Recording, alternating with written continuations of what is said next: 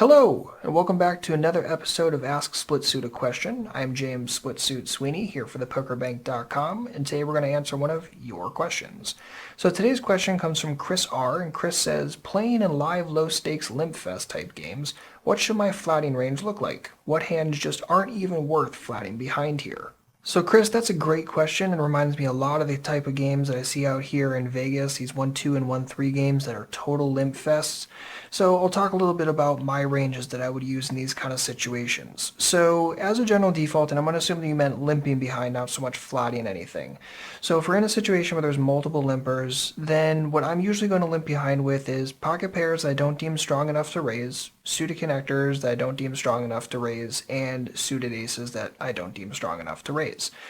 So there's a lot of little factors that go into this. Big one is going to be position. So if I'm in, say, MP1 and there's two limpers to me, then I'm not really going to be limping behind here with an ace-deuce suited or a 5-4 suited, simply because there's still a ton of players behind me that could take position.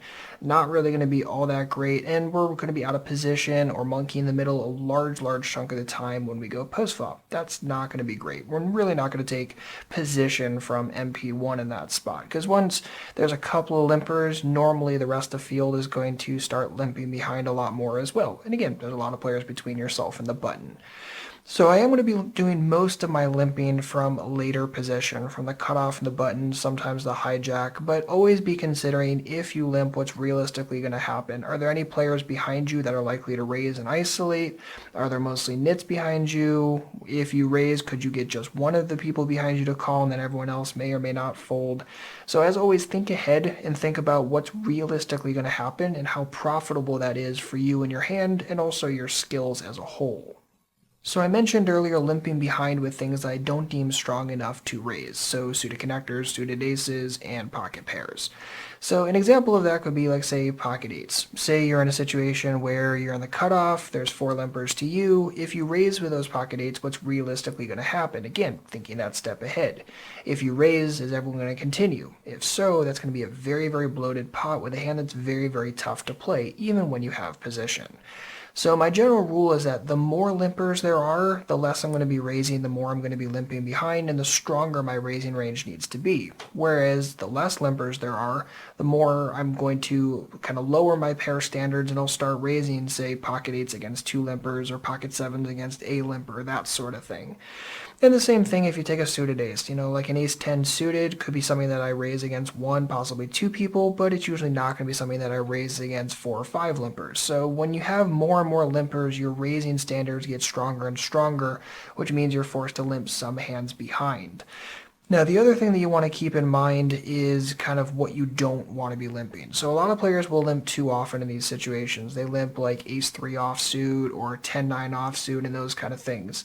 And those are hands I tend to veer away from. They don't play as well post-flop. They don't hit as well. They don't get that extra draw potential, like an ace-3 suited at least can catch the flush draw and gut shots and that sort of stuff, whereas an ace-3 is kind of just left solely to gut shots and crappy pairs. Then you could take the same concept with a 10-9 off. I mean, yes, you could still catch a pair or two pair, but remember when you play like, say, a 10-9 off, or some people limp behind with like 9-7 off, when you flop two pair with a hand like that, either it's going to be bottom two pair or it's going to be top two pair, and the board's going to be extremely connected and tough to kind of figure out for the rest of the way. So keep that in mind before you just start playing anything that has two pair potential, because lots of hands have two pair potential, but oftentimes those two pair, one, you're not going to hit them very often, and the times you do, are they really going to be that easy, fun, and profitable to play? So don't use this as an excuse to limp behind a tremendous amount of hands. Keep your limping range reasonable and keep it strong enough where you know you're going to make profit and you're not overestimating your edges, because a lot of people do that in these situations. So Chris, thanks for the excellent question, and if you or anyone else has any other poker-related questions, feel free to leave them on our Google Plus page. I'll leave a link for that in the description box. And please make sure to like and subscribe if you're enjoying this type of video. So same as always, if you have any questions, please don't hesitate to let me know. Otherwise, good luck out there, and happy grinding.